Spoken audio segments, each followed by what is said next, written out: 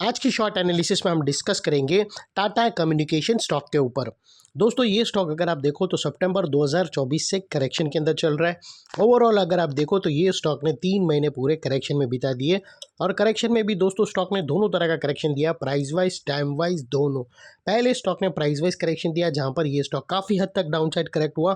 फिर ये स्टॉक ने टाइम वाइज करेक्शन के अंदर एक साइडवे कंसोलिडेशन करी, एक स्ट्रॉन्ग बेस बना और अल्टीमेटली इसको ब्रेकआउट किया है। और फिलहाल ये स्टॉक को देखो तो दोस्तों यहाँ पर मल्टीपल पॉजिटिव फैक्टर्स एक साथ ब्रेकआउट हुए हैं, जिसके तहत ये स्टॉक करंट लेवल से अपसाइड में 6 से 8% रनअप देने के लिए रेडी है।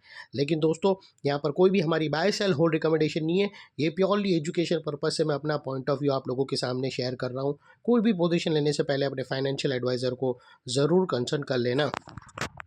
दोस्तों आप लोग देख सकते हो कि ये वो टॉप था जहाँ से करेक्शन स्टार्ट हुआ और यहाँ से कुछ इस तरह से downward sloping parallel channel stock के अंदर बनी।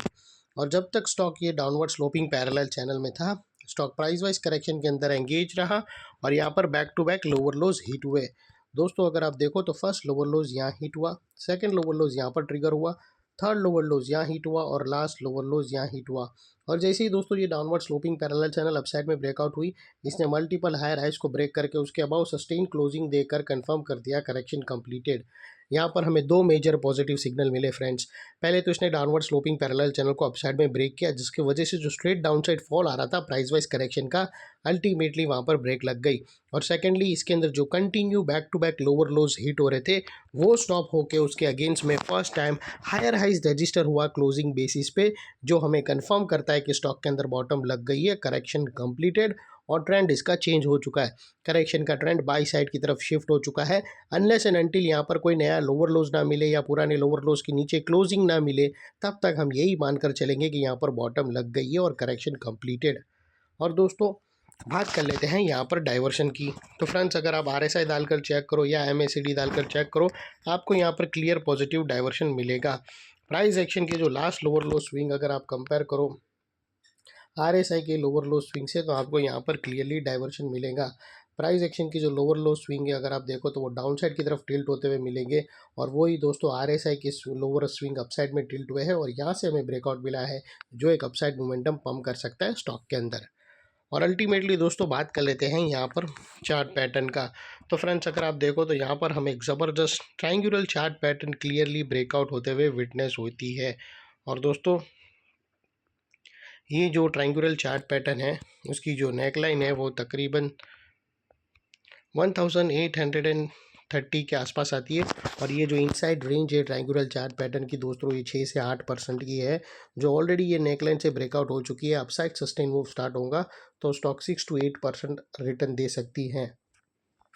और वो लिहाज से दोस्तों स्टॉक का जो अगला टारगेट निकल कर आता है वो तकरीबन 1950 के आसपास का आता है, जो अगर आप नेकलाइन से कैलकुलेट करो तो 6 to 7% के बीच में आता है।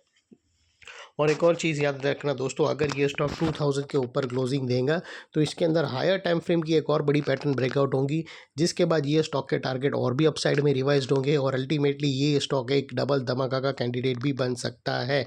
और फाइनली दोस्तों नेकलाइन के पास का ये एरिया बहुत ही इंपॉर्टेंट एरिया है।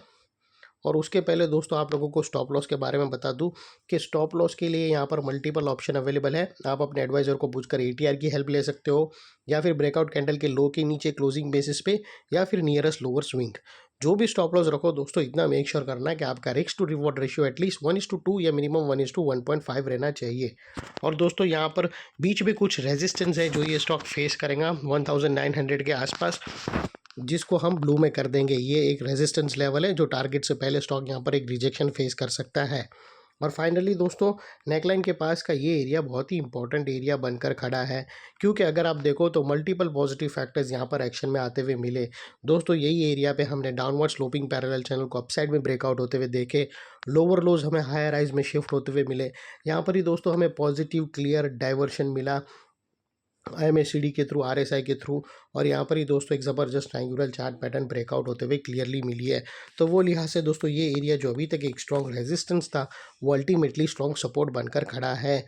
और इन केस दोस्तों अगर स्टॉक टारगेट से पहले बीच में ये जो ब्लू लाइन है सेलिंग प्रेशर है वहाँ पर अगर रिजेक्शन फेस किया और स्टॉक नीचे आना स्टार्ट किया और नेकलाइन को रीटेस्ट करने आया, तो दोस्तों रीटेस्ट के टाइम पे नेकलाइन का ये एरिया सामने आके एक स्ट्रॉन्ग सपोर्ट का काम करेगा और स्टॉक को इधर अपसाइड में पुश करेगा या साइडवे कंसोलिडेशन में।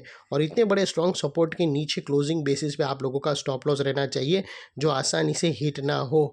और बाय एनी चांस अगर क्लोजिंग बेसिस पे हिट हो जाता है तो नो इफ़ नो बट सीधा स्टॉप लॉस देकर ट्रेड को वाइंड अप कर देना।